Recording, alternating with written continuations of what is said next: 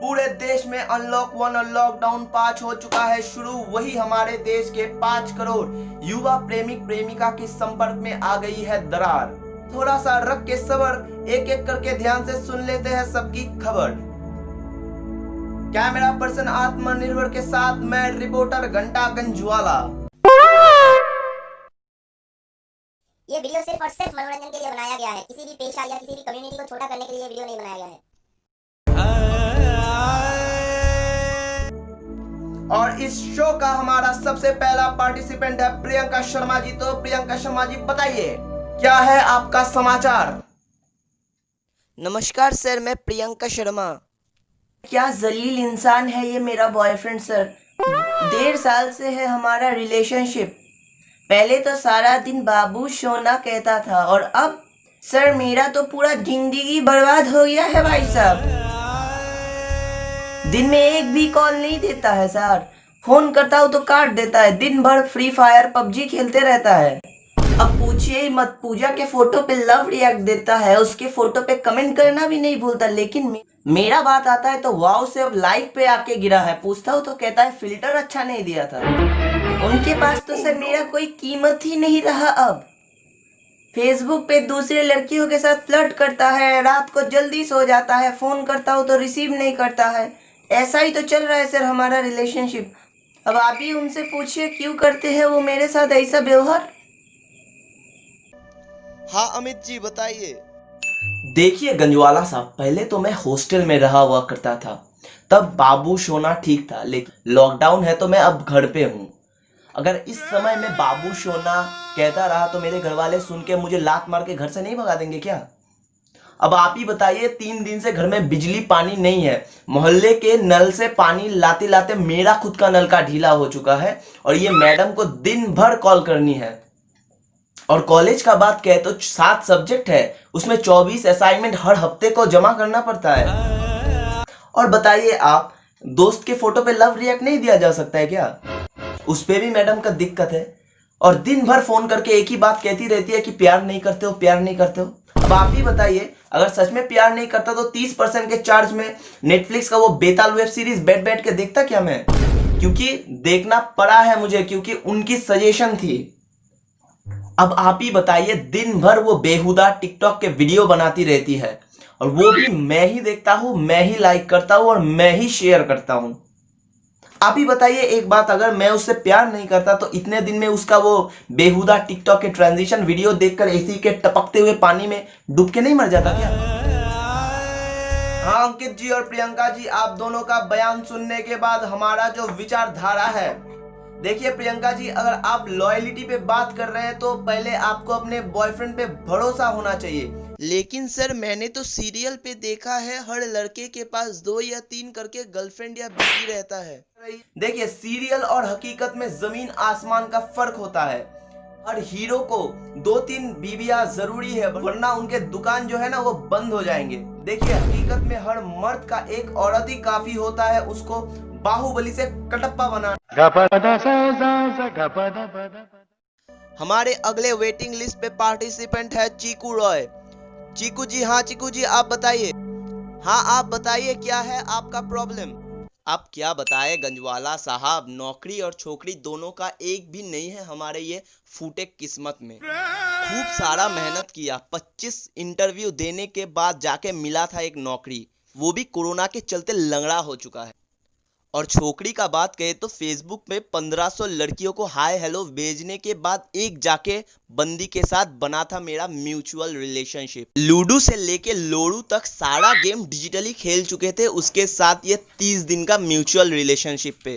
भाई साहब दिन भर मीम्स पे मीम्स शेयर करते गया उसको हंसाने के लिए। कान से खून निकल रहा था फिर भी हेडफोन लगा के बीटीएस का म्यूजिक सुने, क्योंकि उनका पसंद था। इसलिए दिल पे पत्थर रख के ये बात भी मान लिया कि ये बंदा ऋतिक रोशन और जैन मलिक से ज्यादा हैंडसम है। मैडम के बात पे भाई साहब, मैडम को हमने व्हाट्सएप पे लोगों को ब्लॉक करना सिखाया और 30 दिन बाद जब उनका एक्स उनके जिंदगी में री एंटर किया, मैडम को लगा उनका एक्स तो नेक इंसान है। उसके बाद वो खुद मेरे को व्हाट्सएप पे ब्लॉक कर दी। भाई साहब वीडियो कॉल करता हूँ तो काट देती है, फेसबुक पे मैसेज करता हूँ तो रिपोर्ट करने की धमकियां देती है हमको। भाई साहब, प्यार में हम इतना अंधा हो गए थे कि लूडो में खुद मैं हार के उन्हें जिता देते थे। हाँ चीकू जी, हमने सुन लिया है आपका समाचार। तो चलिए हमारे इस शो के द्वारा दे देते हैं आपको कुछ अच्छा ओपिनियन।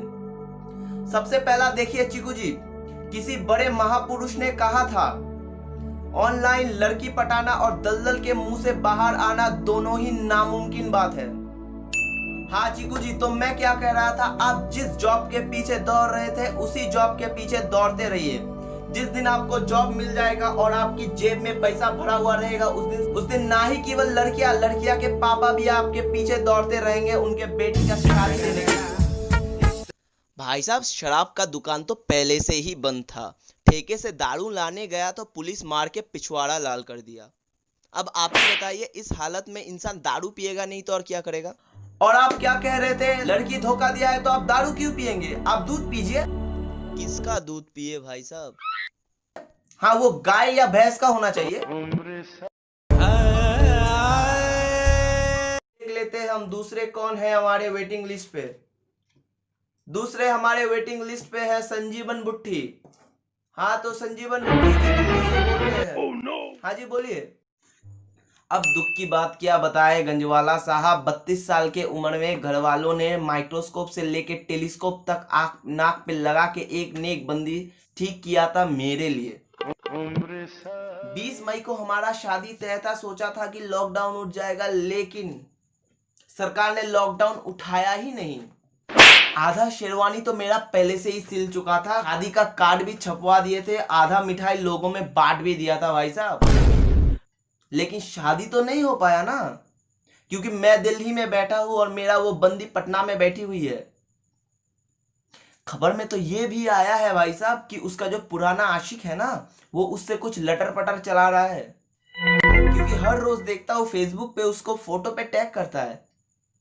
कमिश्नर साहब से जाके एनओसी मांगने गया शादी करने के लिए, दिए नहीं। हमको लगता है इस डाल में भी कुछ काला करके रखा है उसका वो पुराना आशिक।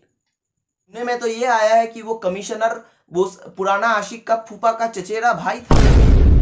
आप ही अब मुझको थोड़ा सा कुछ अच्छा ओपिनियन दीजिए ताकि मैं भी शादी कर सकूं इस 32 साल की उम्र में। हाँ संजीवनी जी, मैंने आपका सुन लिया बयान और इस विचारधारा शो में आपने हमसे ओपिनियन मांगा है कि केस में मेरा जो ओपिनियन है वो पर्सनली है। सबसे पहला बात है कि आप अपने लंगूर और अंगूर को थोड़ा सा शांत रखिए।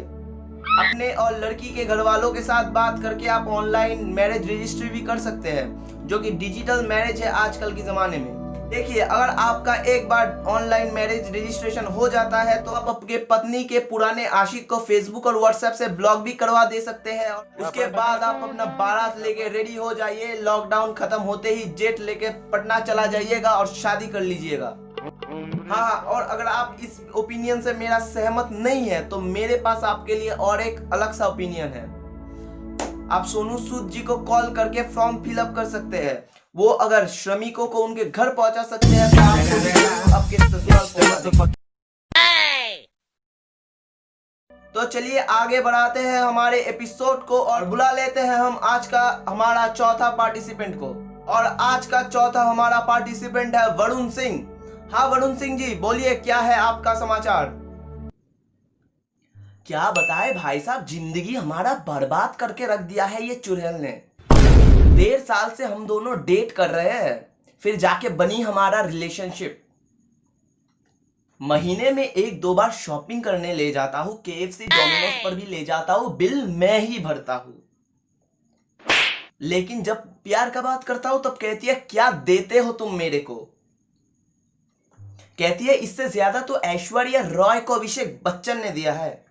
भाई साहब, इतना दिन हो गया फिर भी हम उन्हें ये बात नहीं समझा पाए कि ना ही तो तू ऐश्वर्या रॉय है, ना ही मेरा बाप अमिताभ बच्चन है। और शादी करने का बात कहता हूं तो कहती है घर वाले नहीं मानेंगे, कमाते कितना हो तुम। भाई साहब, मैं PWD में नौकरी करता हूँ, 75,000 रुपया CTC काट के मुझे हर महीने मिलता है, वो भी 2 ही साल हुए हैं ज्वाइन करते हुए। भगवान जाने कौन सी स्टेट की अंबानी की औलाद है ये। तो हमने सुन लिया है वरुण जी का बयान।